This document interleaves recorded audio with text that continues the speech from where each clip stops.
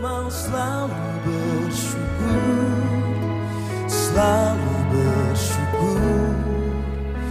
Kau Bapakku yang setia.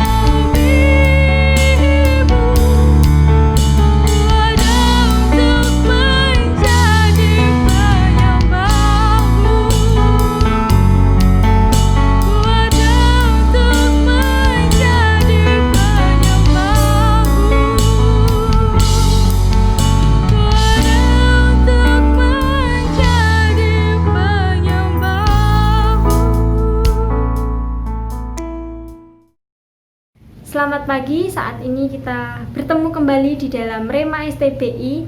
Kita akan merenungkan kebenaran firman Tuhan, namun sebelum itu, mari kita berdoa.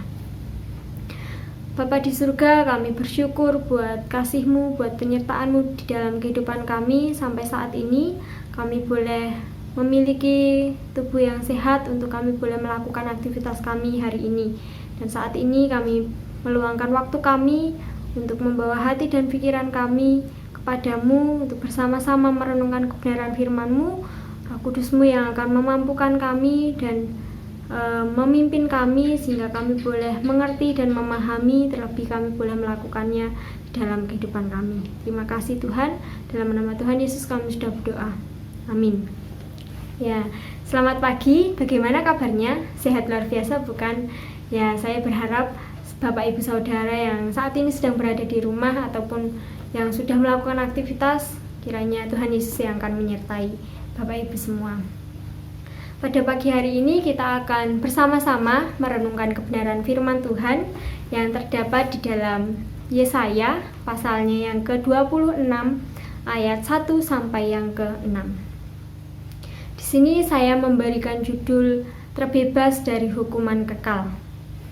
Setiap orang ketika melakukan kesalahan atau pelanggaran, mereka akan merasa takut karena mereka tahu bakal ada hukuman atau sanksi yang akan mereka terima akibat dari perbuatan yang telah mereka langgar. Nah, jika kita takut terhadap hukuman yang diberikan oleh manusia, bagaimana jika hukuman itu berasal dari Allah? Nah, saat ini juga dunia sedang merasakan ketakutan dan khawatir karena ada virus yang menyerang dunia ini, yaitu virus corona. Dalam beberapa bulan saja, virus ini sudah banyak sekali memakan korban jiwa, sehingga membuat semua orang, semua manusia yang ada di dalam dunia ini merasakan takut, khawatir, dan cemas. Nah, bahkan ada beberapa orang juga yang mengatakan bahwa pandemik yang saat ini dialami oleh dunia, yang saat ini dialami oleh Indonesia, ini adalah bentuk hukuman dari Allah. Apakah benar? Kita tidak mengetahuinya. Namun kita tahu pasti bahwa apapun yang terjadi di dalam kehidupan kita, di dalam dunia ini, tentu atas kendali Allah dan atas rencana Allah saja.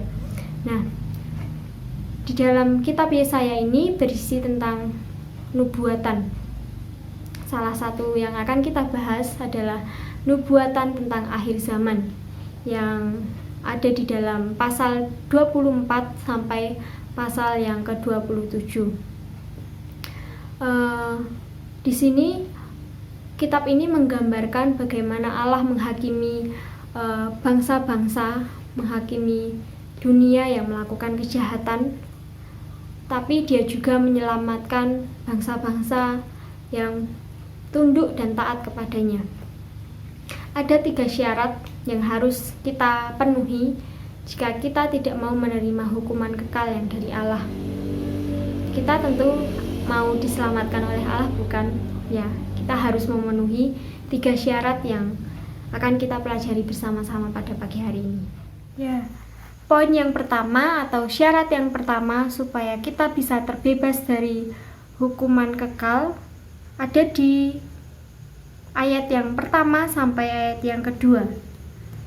Pada waktu itu nyanyian ini akan dinyanyikan di tanah Yehuda.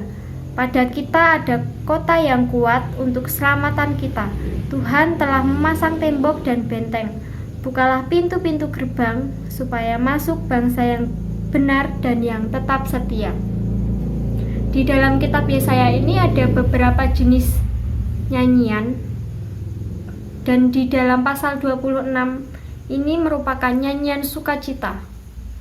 Karena mengapa sukacita? Karena bagi setiap orang yang mau menerima keselamatan yang diberikan Allah melalui Yesus Kristus, ia terbebas dari hukuman kekal. Kita bisa membacanya menggunakan versi mudah dibaca. Nyanyian pujian untuk Allah. Pada waktu itu orang akan menyanyikan nyanyian di tanah Yehuda. Kita mempunyai kota yang kuat, yang tembok dan pertahanannya kuat, tetapi Allah memberikan keselamatan kita. Jadi hanya melalui Allah kita bisa diselamatkan, kita bisa terbebas dari hukuman kekal. Jadi jika kita tidak mau menerima hukuman kekal, kita harus menerima Allah, menerima Yesus Kristus sebagai juru selamat kita, supaya kita bisa terbebas dari hukuman kekal tersebut. Syarat yang kedua, kita harus memiliki keteguhan hati yang sungguh di hadapan Tuhan, supaya kita boleh terus tetap percaya kepada Tuhan sampai selama-lamanya. Dalam mempertahankan iman percaya kita kepada Tuhan memang sangatlah sulit. Jika kita tidak memiliki hati yang kuat dan hati yang teguh di hadapan Tuhan, banyak hal yang dapat menggoda, yang menggoyahkan hati kita, sehingga kita terjerumus ke hal-hal duniawi yang tidak berkenan di hadapan Tuhan. Keteguhan hati yang kita miliki, kita akan ketika kita memiliki keteguhan hati di hadapan Tuhan. Di ayat ini tadi dikatakan bahwa Ia akan menjagai kita dengan damai sejahtera yang daripada Tuhan.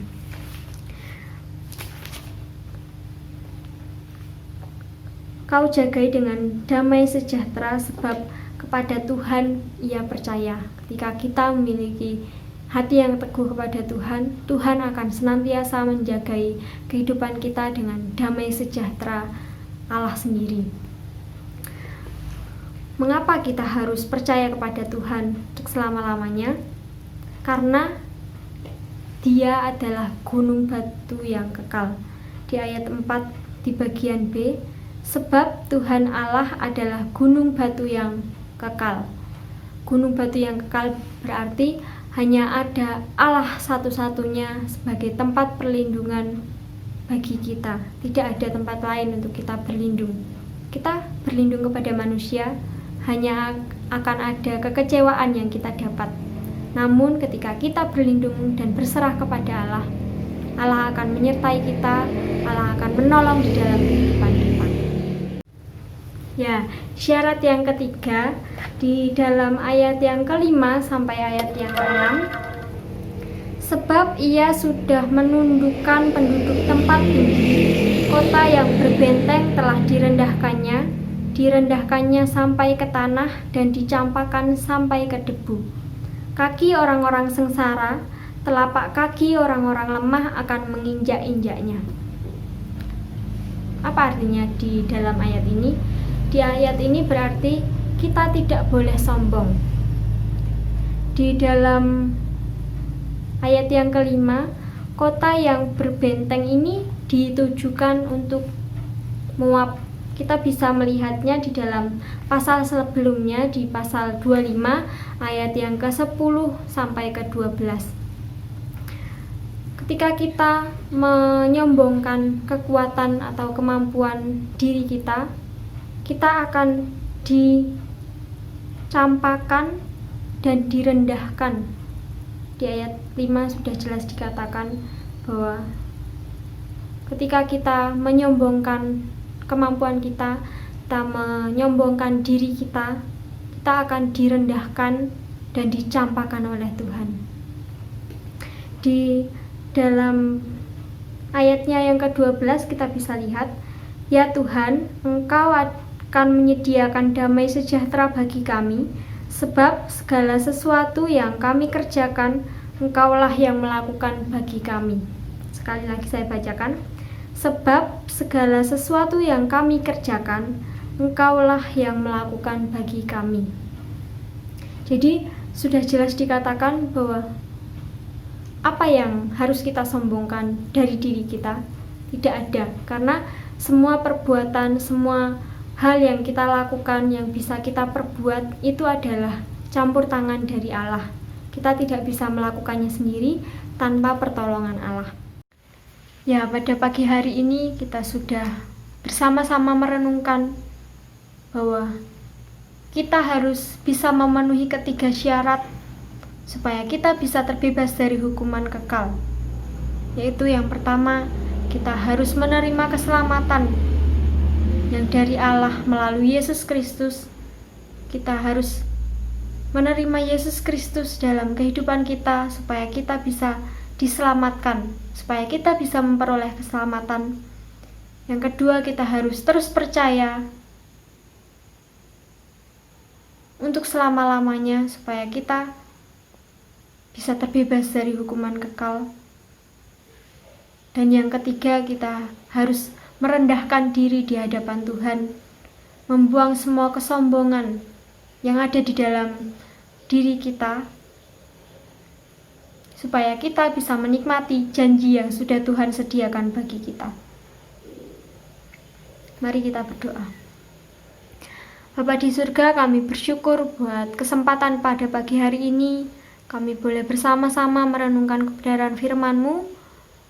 Engkau yang menolong kami supaya kami boleh melakukan firman-Mu di dalam kehidupan kami.